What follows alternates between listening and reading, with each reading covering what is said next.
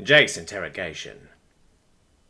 Suma and I were placed under arrest and restrained with magic. Well, she was. I was collared and led by a chain attached to one of the guards' boroks. Suma was taken to be interrogated in a separate room than I was.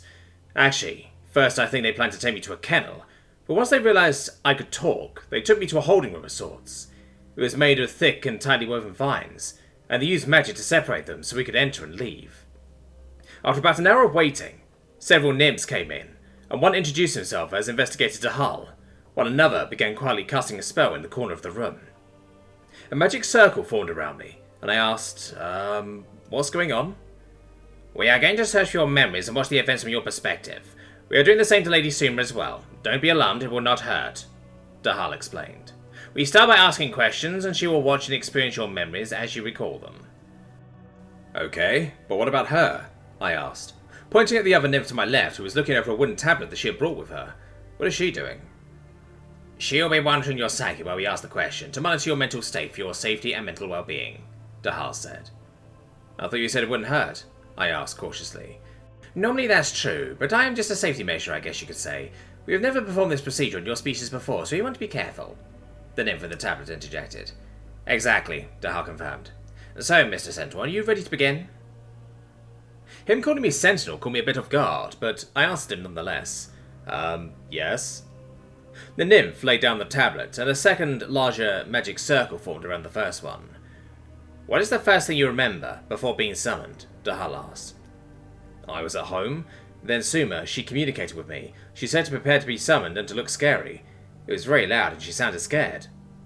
Dahal looked between the two nymphs, both nodded their heads, and he continued the questions. What was the first thing you saw after being summoned? Three Nume with their beast familiars, and Suma, she was hurt badly, I said. Could you describe this Nume? They were decorated with gold, and one, the one who attacked me, had jewels too. They were dark-coloured and arrogant, I told him. And what about their familiars? One looked like a lizard, one like a cat, and another like a hyena or a dog. With that, Dahal looked over to the two other nymphs, and they exchanged looks. They were probably not familiar with the animals I likened the familiars to, but he didn't press the issue further. So, after you arrived, what happened? I checked on Suma. She was hurt. One of the Nume started screaming and then attacked me. I remember the pain I felt after that magic attack hit me in the back. I remember the nausea and fevered feeling. For a moment it was like it was happening all over again. As I thought about that, the nymph who was monitoring my mental state looked pain and cried out before falling to the floor. The larger magic circle vanished. Dahal fluttered over to her and checked on her. Are you okay? He asked urgently. I'm fine. It just felt like I could feel his pain, like it was happening to me, she said.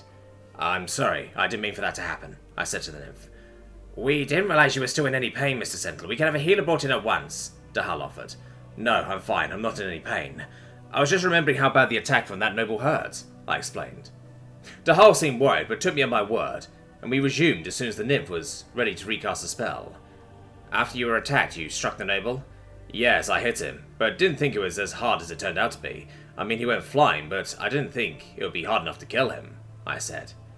And what happened after you hit him? Suma rushed over and tried to heal him. Also, his familiar tried to attack me as well. I summoned Destiny, that's my weapon, and it impaled itself, I said. Once again, Dahal looked over to the two nymphs for their reaction. The one monitoring my mental state stayed quiet, but the one monitoring my memories looked disturbed. Are you okay, Memory Seeker? Dahal asked. I'm fine, she responded. It's just gruesome. Turning back to me, Dahal asked, when Suma tried to heal the noble, what happened? She went over to him, and glowing golden light started emitting from her. She kept it up for a while, but she said she was running out of magic because she had used a lot that day, I told him. You said that Lady Suma's magic was golden, but our guard's reports say it was blue and black. Why the disparity? Dahal questioned, more intensely. When she said she was running out of magic, she started to draw on mine. She started glowing purplish, and her spell did change colour as well, I remembered. The two other nymphs confirmed that I was telling the truth. One final question. Do you believe Suma was actually healing the noble who attacked her? She had every reason to want him dead. Is there any doubt in your mind that maybe it wasn't a healing spell? Dahal asked. I admit the question had crossed my mind, but I had already settled those thoughts by the time I got to this interrogation room. No. Suma tried her best to save him, I declared. The three exchanged looks and released the spells. Thank you for your cooperation, Mr. Sentinel. If everything checks out, you should be released by the end of the day, If you need anything, knock on the door, and the guards will try and help you, but please do not attempt to leave before you are dismissed, Dahal stated, before leaving with the other two. I sat in that room for a while. At one point I tried to contact Suma, but she was in the middle of an interrogation of her own, so we couldn't talk. 2 hours passed before Dahal came into the room again. Okay, Mr. Sentinel, your memories have been evaluated and verified. You had no intent to kill the nobleman, who had been identified as the youngest of Magistrate Gakil, and the killing has been ruled an accidental death from self-defense. For now, lead investigator Mamken has elected not to press charges, but you should expect further questions in the future. When nobles get involved, things like to get drug out. But for now, you are free to go. Thank you, I said, and Dahal led me outside where I saw Suma. I walked over to her, and she immediately flew over to my shoulder and rested her head against mine. Here is something you should know. Nume can't cry, not like humans. They sing when they are sad. It sounds like morningbird songs, a tweeting whistle noise, and as soon as she landed, she began to sing.